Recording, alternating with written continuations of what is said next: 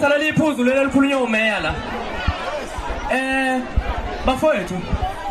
Alikho iphutha kukhuzani mayiveza umnikelo abe ulethile. Ukhuzane akuyeke kwamasipala. Ubeveza imali yakuba bezofanga isandla. Alikho iphutha lapho.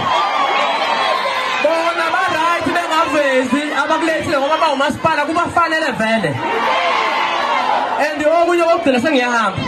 Awudlala ngoma leyo khona ngoma lapho. Ningangivimbi-ke manje yini. Awudlala ngoma lapho. Sizosebenza lapha mfowethu sokhanda ikhanda. Awunyakaze kanje sport. Ungangivimbi lapho njalo. Awunyakaze sanda